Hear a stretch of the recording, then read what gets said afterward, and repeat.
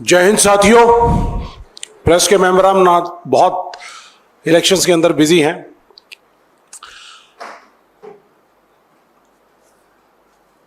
आज ये मुद्दा जो है वो इलेक्शन कमीशन ऑफ इंडिया को जो बीजेपी ने लगातार कंप्लेंट्स दी गई, ऑब्जर्वेशंस दी हैं, उसके ऊपर हमारे कांग्रेस प्रेसिडेंट को ईसीआई ने एक लेटर लिखा है। उसके तहत उन्होंने कहा है कि पैरा 20 सेक्शन 9 उन्होंने कहा है, ईसीआई ने ऑब्जर्वेशन दी है, साथ साथ निर्देश भी दिए हैं कि स्टार कैंपेनर्स पॉलिटिकल प्रोपेगेंडा के समय डिफेंस फोर्सेस के ऑपरेशनल चीज़ों के ऊपर बातचीत नहीं करेंगे। आपके लिए मैं पढ़कर बता सकता हूं कि they have asked star campaigners to refrain from indulging in any political propaganda involving activities of defense forces and not to make potentially divisive statements regarding socio-economic composition of defense forces। Modi ji जब जब फंसते हैं तो वो कोई ना कोई सहारा ढूंढते हैं। पहले वो डिफेंस का सहारा ढूंढते थे, डिफेंस फोर्सेस के पीछे जाकर छुपते थे, और अब इलेक्शन कमीशन ऑफ इंडिया के जरिए एक डायरेक्शंस इशू करवाई गई है। इसके साथ साथ मैं आपका ध्यान मॉडल कोड ऑफ कंडक्ट इसके अंदर model code of conduct for the guidance of political parties and candidates, general conduct, इसके बारे में पैरा नंबर 2 ये बड़ा क्लियर कहता है, criticism of other political parties when made shall be confined to their policies and programs, past record and work। तो हम जो बात कर रहे हैं वो सिर्फ और सिर्फ पॉलिसी के बारे में बात कर रहे हैं।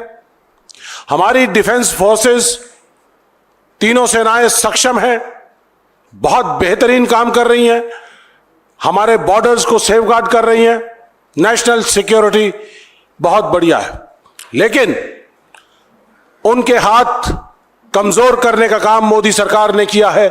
अग्निपथ जैसी एक योजना लेके आए जिसके तहत वो अनट्रेन्ड सोल्जर्स को देश की सेनाओं में भेजने का काम कर रहे हैं।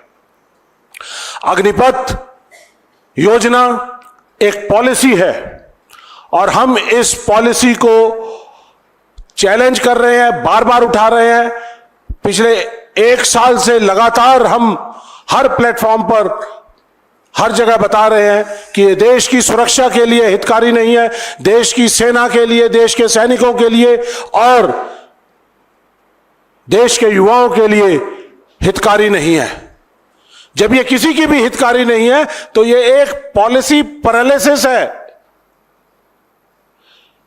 इस पॉलिसी को हम चैलेंज कर रहे हैं, करते रहेंगे, और जब 4 जून को हमारी सरकार बनेगी तो हमने अपने न्याय पत्र के अंदर शामिल किया है कि हम अग्निपथ योजना को डिफेंस सेक्शन के अंदर हमने कहा है कि कांग्रेस अग्निपथ योजना को खत्म कर देगी।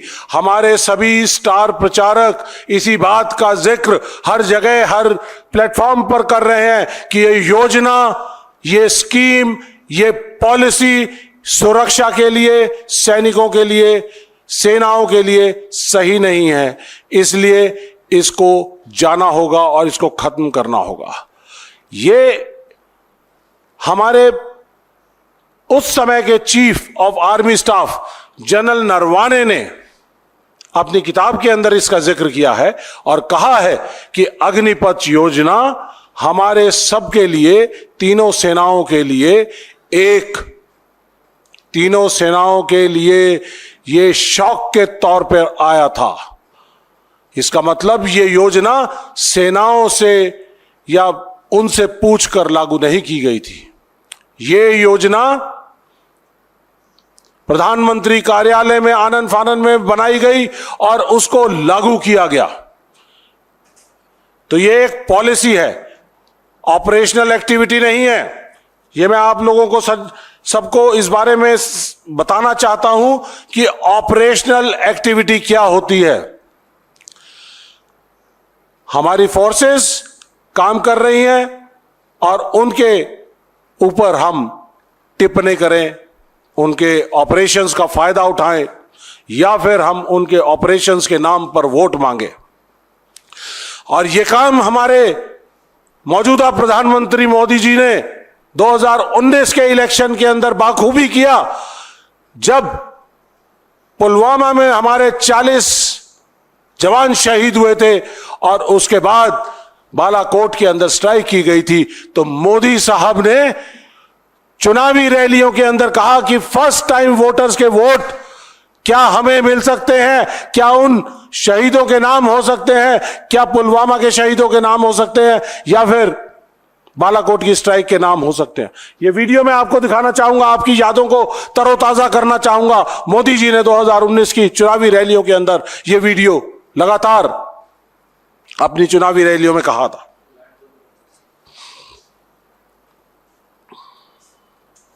क्या आपका पहला वोट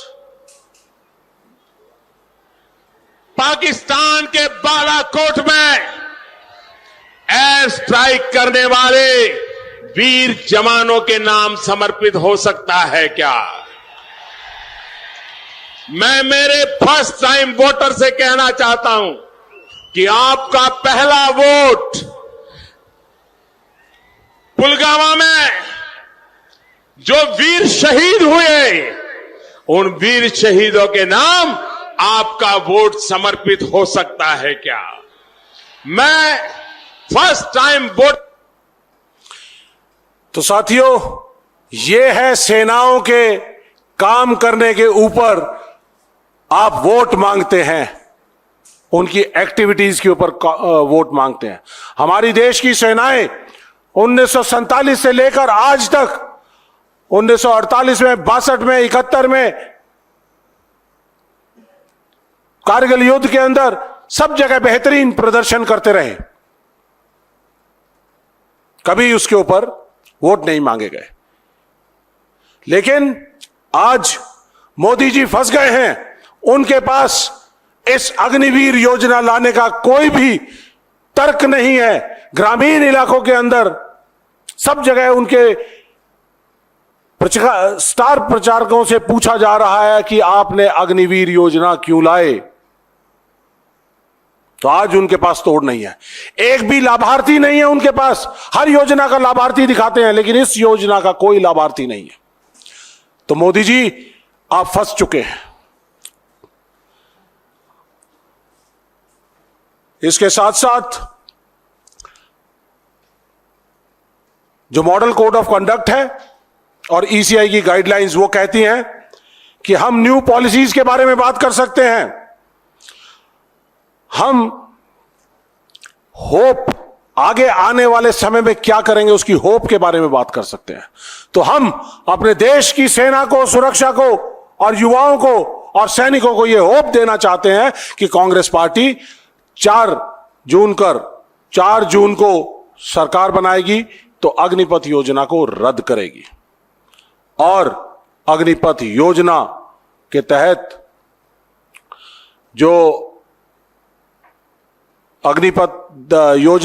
जो हमारे अग्निवीर हैं उनके लिए कोई ना कोई स्थायी प्रबंधन का काम करेगी और इसके अलावा पुरानी भर्ती प्रक्रिया उसको लागू करेगी।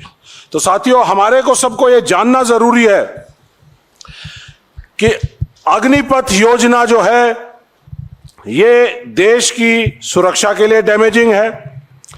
इसने हमारे देश में 2 तरह के क्लासेस फौज के अंदर, यूनिफॉर्म के अंदर पैदा कर दिए हैं, जिसको हम बोलते हैं हैव्स और हैव नॉट्स। कुछ वंचित जो अग्निवीर हैं और कुछ लोग वो जो रेगुलर सैनिक है, जो शहादत के समय पे उनको सब चीज मिलेगी। दो तरह के सैनिक, एक सैनिक जिसकी सैलरी 21,000 दिल्ली के मिनिमम वेज 22,000 है, उससे भी कम क्या उम्मीद रखते हैं उससे? और 4 साल की नौकरी, 17 साल में भर्ती, 21 साल में रिटायर। ज्यादा से ज्यादा उम्र सीमा 21 साल की है, 21 साल में भर्ती और 25 साल में रिटायर्ड। तो ये हमारी operational preparedness, operational efficiency, operational efficacy, उस सारी चीज के खिलाफ है, हमारे देश की सुरक्षा को कमजोर कर रही है। जो 4 साल का सैनिक होगा, 6 महीने की बेसिक ट्रेनिंग होगी, उसके बाद 6 महीने की छुट्टियां, 3 साल के अंदर वापस उसका काम होगा। और फिर उसके बाद सरकार ने आज तक, जब ये अग्निपथ योजना लाए थे, कहा था कि इनको किसी ना किसी तरह से 4 साल के बाद कहीं ना कहीं पे नौकरी दी जाएगी। लेकिन आज तक 1 साल से ज्यादा हो गया है, हमारे जो अग्निवीर सेना में शामिल हो चुके हैं, काम कर रहे हैं, लेकिन उनका भविष्य आज भी अंधकार में है। यह नहीं मालूम कि उनको कहां कहां पे एब्जॉर्ब किया जाएगा। आज तक सरकार का कोई नोटिफिकेशन नहीं है कि 25% को एब्जॉर्ब किया जाएगा, 75% का क्या होगा? हमारे देश में रेगुलर सैनिक के तौर पे 75,000 हर साल भर्तियां होती थी, उसको कम कर कर इन्होंने 46,000 कर दिया। और अग्निवीर भर्ती कितने हुए? 40,000। और 40,000 में से 5,000 छोड़कर चले गए तो 35,000 बचे। तो साथियों, आज ये हालात हैं कि हमें 2.5 फ्रंट बैटल लड़नी पड़ रही है। पाकिस्तान का 1400 किलोमीटर का बॉर्डर, 3800 किलोमीटर का चाइना का बॉर्डर, 6500 किलोमीटर की समुद्री सीमाएं, और उसके बाद इंटरनल सिक्योरिटी। हमें रेगुलर सैनिक चाहिए देश की सुरक्षा को चाक और चौबंद रखने के लिए। हमें 4 साल के सैनिक नहीं चाहिए जिनका भविष्य भी अंधकार में है। जब सैनिक सरहद पर खड़ा होता है तो उसको मालूम होता है कि मैं देश के लिए कुर्बान हो रहा हूं, तो मेरे पीछे मेरा देश, मेरे परिवार का, मेरे बच्चों का, सबका ध्यान रखेगा। और अग्निवीर जब शहीद होता है तो अग्निवीर के शहीद होने पे सिर्फ मात्र 4 साल तक उसको पूरी सैलरी मिलती है, और उसके बाद कुछ भी नहीं। ना पेंशन है, ना ग्रेच्युटी है, ना एक्स सर्विसमैन का बेनिफिट है, ना शहीद का दर्जा है, और तमाम तरह के जो बेनिफिट एक रेगुलर सैनिक को दिए जाते हैं वो नहीं है। और रेगुलर सैनिक को 15 साल तक लगातार तनख्वाह मिलती है, परिवार को फुल सैलरी, फिर पेंशन, फिर ग्रेच्युटी, एक्स सर्विसमैन का दर्जा, शहीद का दर्जा, शिक्षा में बहुत सारे बेनिफिट्स, और तमाम और तरह के जितने भी बेनिफिट्स रोजगार के लिए या किसी भी चीज के लिए, परिवार के लिए, पूरा देश उसके लिए खड़ा है। तो साथियों, जो ये इन्होंने 2 हिस्से हमारे देश के कर दिए हैं, हमारे सैन्य के 2 हिस्से कर दिए हैं, हैव्स और हैव नॉट्स, उसके बारे में आप सबको बहुत अच्छी तरह से जानकारी है। और इस रिड्यूस्ड इनटेक की एक और स्टोरी आपको बता दूं कि जिस तरह से 2019 और 22 के बीच में हर साल 75,000 सैनिक आने चाहिए थे, वो नहीं आए। उनकी भर्तियों को रद्द कर दिया गया, अग्निपथ योजना को ले आए, और 1.5 लाख बच्चे जो सिलेक्ट हुए थे उनको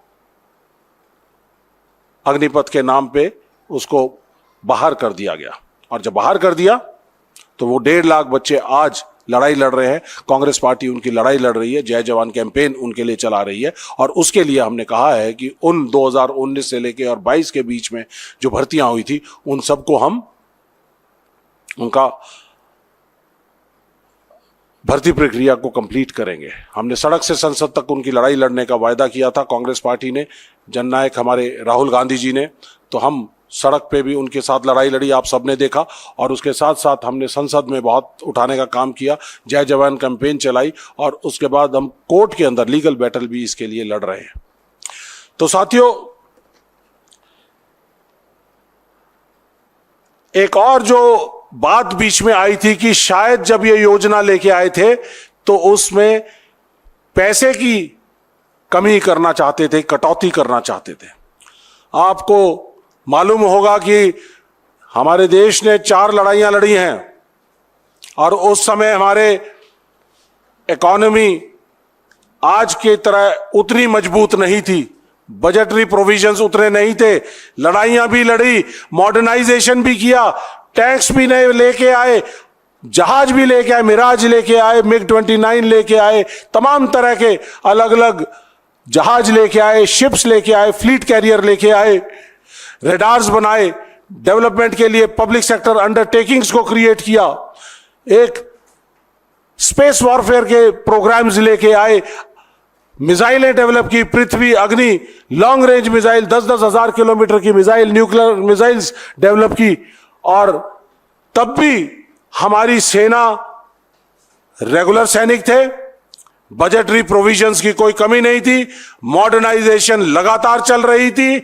और आज इस न्यू इंडिया में एक नई चीज देखने को आई है कि शायद ये पैसा बचाना चाहते हैं।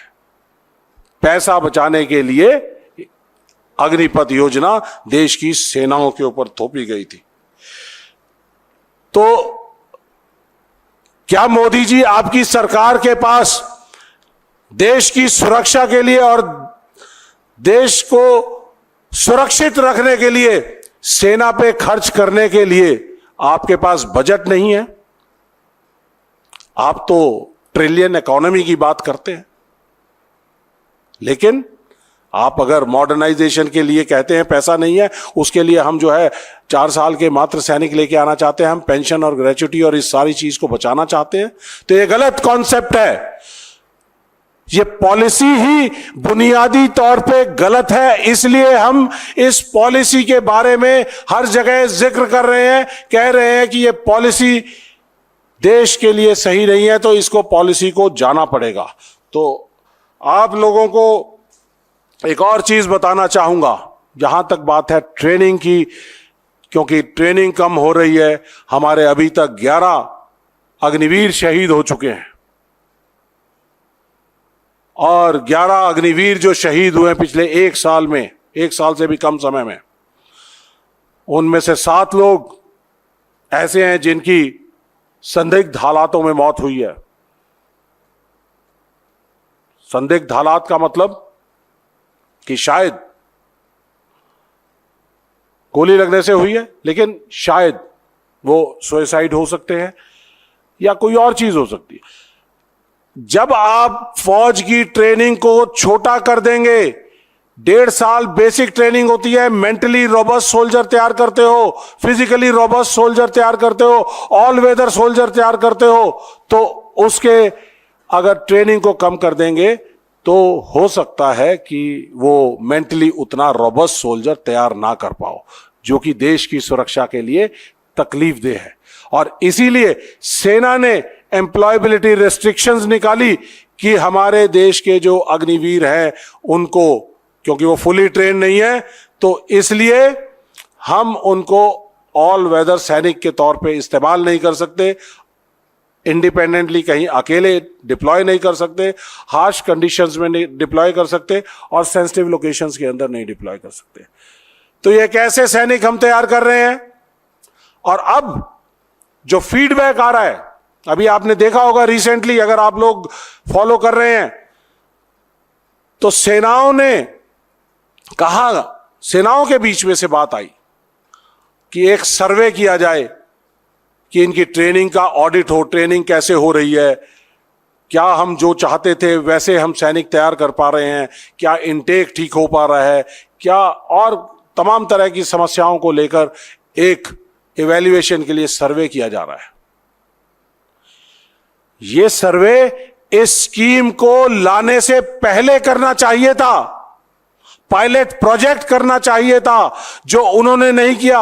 हमारी देश की सेनाओं पे पहले अग्निपथ जैसी योजना ये थोप दी जो सेनाओं ने नहीं मांगी थी।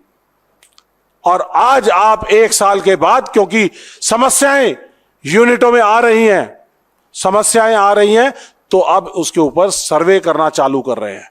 और अब एक और नई चीज इन्होंने ऐड की है कि जो जवान हमारे भर्ती होंगे उन जवानों का साइकोलॉजिकल टेस्ट भी किया जाएगा। तो ये तमाम तरह की चीजें हैं जो आप सब लोगों के बीच में लेके जानी चाहिए।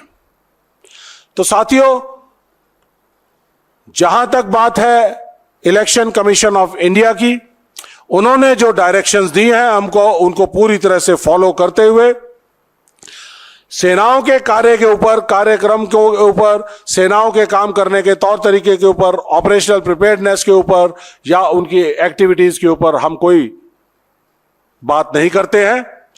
लेकिन पॉलिसी बनाना लेजिस्लेचर का बेसिक काम है, रिस्पॉन्सिबिलिटी एंड ड्यूटी है।